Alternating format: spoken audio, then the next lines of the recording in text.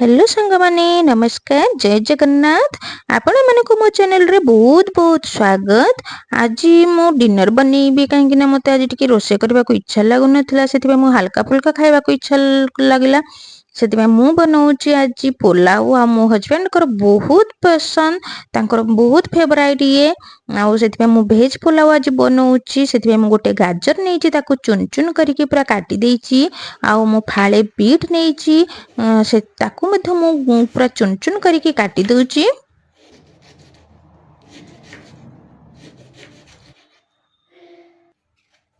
आ गोटे medium size रो मध्य आलू नेची ताकू मध्य मु कोन करछि ना चुन चुन करके काटी देछि।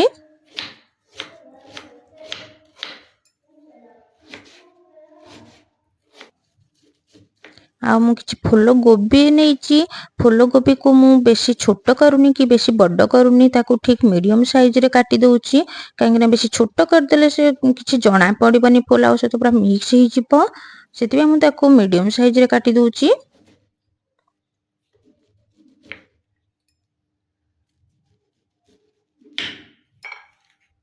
आ मु किछि नेची ग्रीन मटर एबे तो बढ़िया ताजा ताजा ग्रीन मटर आछि सेति मु किछि ग्रीन मटर मध्य नै जाइछि।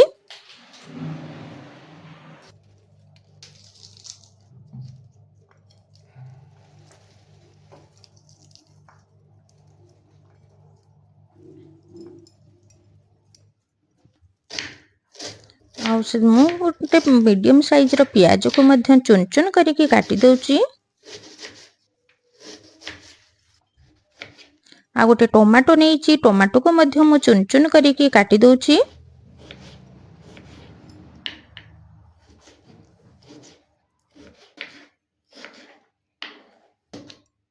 आ मु नेची दीटा कंचा लंका काहेकि कंचा लंकार फ्लेवर बहुत बढ़िया लागिबो ताकू मु मझिरु टिके माने फाळ कर देइची।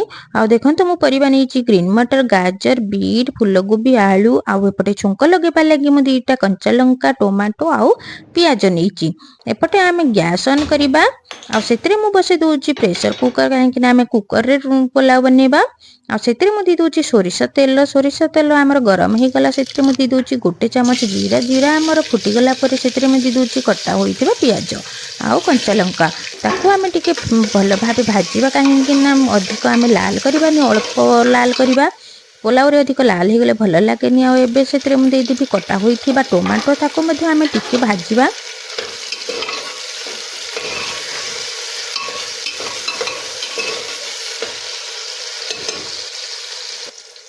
एबे हम सेतरे देई देबा सब परिबा को मु प्रथमे दे दोची फूल गोभी आ सेतरे दे देबा कटा होइथिबा आलू आ एबे ग्रीन मटर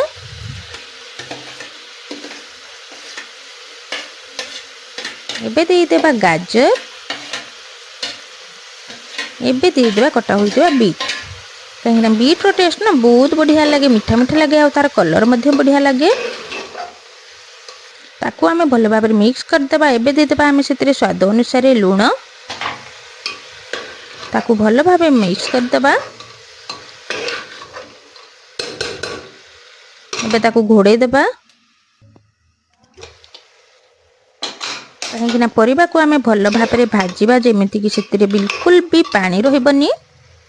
आ एबे हमें सेतरे देबा गुंड मसला मु देइची स्वाद अनुसार हळदी आ करी पाउडर आ देइची गरम मसला गोटे चमच आ गोटे चमच देइची काश्मीरी लंका गुंड ताकू आमे एबे भल भाबे मिक्स कर देबा आ ताकू घोड़े देबा काहेकि ना परिबा को आमे को भल भाबरे भाजीबार अछि। जे पर्यंत परिबा हमर भजा होची से भितरे मु कोन करछि ना गोटे ग्लास चावल नै जाइची ताकू मध्ये मु भल भाबरे धोई देउची।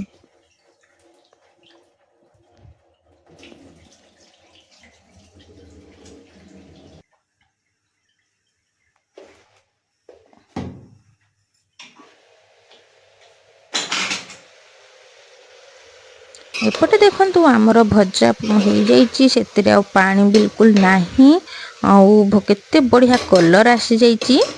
एबे हमें कोन करिबा ना धोई थिबा चावल को सेतिरे ऐड कर दबा।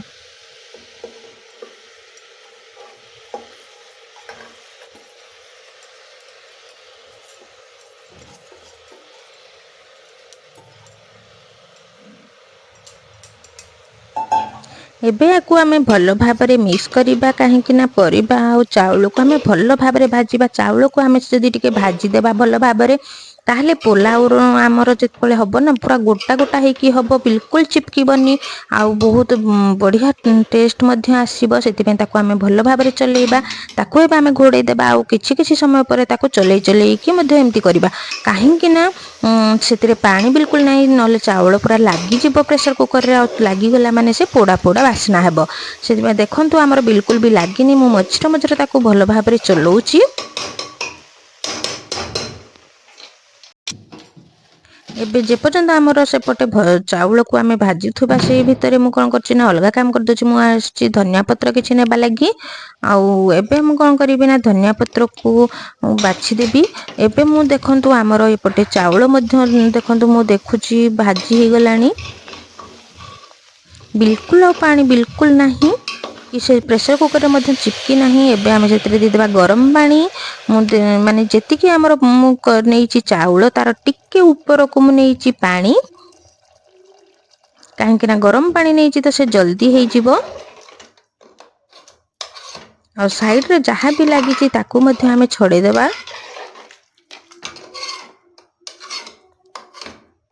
ଏବେ ୟାକୁ ଆମେ ଘୋଡ଼େଇ ଦେବା ଟିକେ ଫୁଟିବା ପାଇଁ।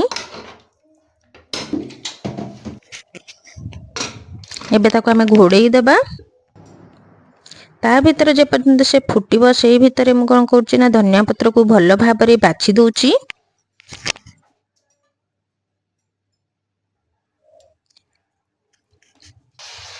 ଏବେ ଧନିଆ ପତ୍ରକୁ ମୁଁ ଭଲ ଭାବରେ ଧୋଇ ଦେଇଛି ଆଉ ତାକୁ ଚୁନ ଚୁନ କରିକି ମଧ୍ୟ କାଟି ଦେଇଛି।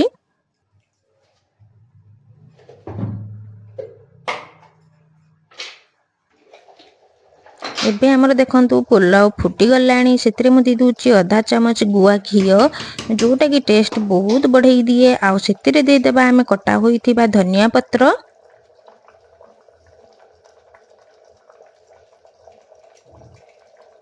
ଏବେ ସିଟି ଆସିବା ପାଇଁ ଆମେ ପ୍ରେସର କୁକରର ଢକ୍କନ ଲଗାଇଦେବା। ପୋଲାଉ ପାଇଁ ଆମର 4ଟା ସିଟି ଆସିବ। ଏପଟେ ମୁଁ ଫାଳେ ପିଆଜ ନେଇଛି, ତାକୁ ମଧ୍ୟ ମୁଁ ଚୁନ ଚୁନ କରିକି କାଟି ଦେଉଛି, କାହିଁକି ନା ପୋଲାଉ ସହିତ ୟାକୁ ଯଦି ଖାଇବେ ବହୁତ ଟେଷ୍ଟି ଲାଗେ। ଆଉ ସେଥିରେ ମୁଁ ନେଇଛି 2ଟା ଶୁଖିଲା ଲଙ୍କା, ଆଉ ଗୋଟେ ବେଲାରେ ମୁଁ ନେଉଛି ଗୋଟେ ପ୍ୟାକେଟ ଦହି ନେଇଯାଇଛି। ଆଉ ଦହିକୁ ଦେଖନ୍ତୁ ମୁଁ ବାହାର କରିଦେଉଛି ଗୋଟେ ବେଲାରେ।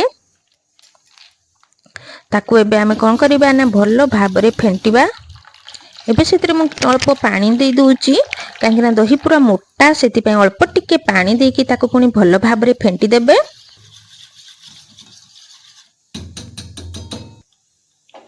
ଏପଟେ ମୁଁ ଗ୍ୟାସ୍ ଅନ୍ କରିକି ଗୋଟେ କଢ଼େଇ ବସାଇ ଦେଉଛି। କଢ଼େଇ ଗରମ ହେଲା ପରେ ଏପଟେ ଦେଖନ୍ତୁ ଆମର କଢ଼େଇ ଗରମ ହେବା ଭିତରେ ଏପଟେ ଆମର ପୋଲାଉର ସିଟି ମଧ୍ୟ ପଳାଇ ଆସିଲାଣି। ଏପଟେ ଆମର ଗରମ ହେଇଯାଇଛି କଢ଼େଇ, ସେଥିରେ ମୁଁ ଦେଇ ଦେଉଛି ଅଳ୍ପ ଟିକେ ସୋରିଷ ତେଲ। ଆଉ ସେଥିରେ ମୁଁ ଫୁଟଣ ପାଇଁ ଜିରା ନୁହଁ ଦେଇଦେଇଛି ସୋରିଷ, ଆଉ ସେଥିରେ କଟା ହୋଇଥିବା ପିଆଜ ଆଉ ଶୁଖିଲା ଲଙ୍କାକୁ ଦେଇଦେଇଛି, କାହିଁକି ନା ଆମେ ପିଆଜକୁ ବି ଅଧିକ ଭାଜିବାନି, ସେ କଞ୍ଚା କଞ୍ଚା ରହିଲେ ଭଲ ଲାଗିବ। ଆଉ ସେଥିରେ ମୁଁ ଟିକେ ଅଳ୍ପ ଟିକେ ଦେଇଦେଇଛି ହଳଦୀ ଗୁଣ୍ଡ ଆଉ ଅଳ୍ପ ଟିକେ କାଶ୍ମୀରୀ ଲଙ୍କା ଗୁଣ୍ଡ। ତାକୁ ଏବେ ଆମେ ଟିକେ ଚଲେଇ ଦେଇକି ତାକୁ ଏବେ ଆମେ କ'ଣ କରିବା ନା କଢ଼େଇକୁ ତଳକୁ ଆଣି ପକାଇବା ଗ୍ୟାସ୍ ବନ୍ଦ କରିକି, କାହିଁକି ନା ଗ୍ୟାସ୍ ଅନ୍ ଥିଲେ ଦହି ଫାଟିଯିବ। ସେଥିପାଇଁ ମୁଁ ତଳକୁ ନେଇକି ପଳାଇ ଆସିଲି। ଆଉ ତାକୁ ଭଲ ଭାବରେ ଦହିକୁ ଛୁଙ୍କରେ ଦେଇକି ତାକୁ ଭଲ ଭାବରେ ଚଲେଇ ଦେଉଛି। ଆପଣ ଭାବୁଥିବେ କି ମୁଁ ଲୁଣ ଦେଇନି, କାହିଁକି ନା ଆଗରୁ ଯଦି ମୁଁ ଲୁଣ ଦେଇ ଦେଇଥାନ୍ତି ତାହେଲେ ସେ ଫାଟି ଯାଇଥାନ୍ତା, ସେଥିପାଇଁ ମୁଁ ଲୁଣ ଦେଇନଥିଲି। ଏବେ ଲୁଣ ମୁଁ ଦେଉଛି। ଦେଖନ୍ତୁ ସ୍ୱାଦ ଅନୁସାରେ ମୁଁ ଲୁଣ ମଧ୍ୟ ଦେଇଦେଲି। ଏବେ ଆକୁ ଟିକେ ଆମେ ଭଲ ଭାବରେ ମିକ୍ସ କରିଦେବା। ଆଉ ପୋଲାଉ ସହିତ ଯଦି ଆପଣ ଦହିକୁ ଛୁଙ୍କ ଲଗେଇକି ଖାଇବେ ନା, ଆପଣଙ୍କୁ ବହୁତ ଟେଷ୍ଟି ଲାଗିବ। ଆଉ ଏଇଭଳି ଭାବରେ ଆପଣ ବନେଇକି ଖାଆନ୍ତୁ, ଦେଖିବେ ଆପଣଙ୍କୁ ମାନେ ତରକାରୀ ଅଲଗା କରିବାକୁ ପଡ଼ିବନି, ଏତେ ଟେଷ୍ଟି ଲାଗେ, ବହୁତ ବହୁତ ବହୁତ ଟେଷ୍ଟି ଲାଗେ। ଆଉ ଦେଖନ୍ତୁ ଆମର ପୋଲାଉ କେତେ ସୁନ୍ଦର କଲର ହେଇକି ହେଇଯାଇଛି। ଏବେ ଚାଲନ୍ତୁ ସର୍ଭ କରିବା। ଦେଖନ୍ତୁ ବିଲକୁଲ ଚିପକୁନି, ପୁରା କେତେ ବଢ଼ିଆ ହେଇଛି। ତ ସାଙ୍ଗମାନେ ଆପଣମାନଙ୍କୁ ଯଦି ମୋର ଭିଡ଼ିଓ ଭଲ ଲାଗୁଛି ତାହେଲେ ସବସ୍କ୍ରାଇବ୍ ନିଶ୍ଚୟ କରିଦେବେ, କମେଣ୍ଟରେ ଜଣାଇବେ, ଆଉ ଲାଇକ୍ କରିବେ, ସେୟାର କରିଦେବେ। ଆଉ ଚାଲନ୍ତୁ ମୋ ହଜବେଣ୍ଡ ଆଉ ପୁଅକୁ ସର୍ଭ କରିବା ଖାଇବା ଲାଗି, ଦେଖିବା ସେମାନେ କ'ଣ କହୁଛନ୍ତି।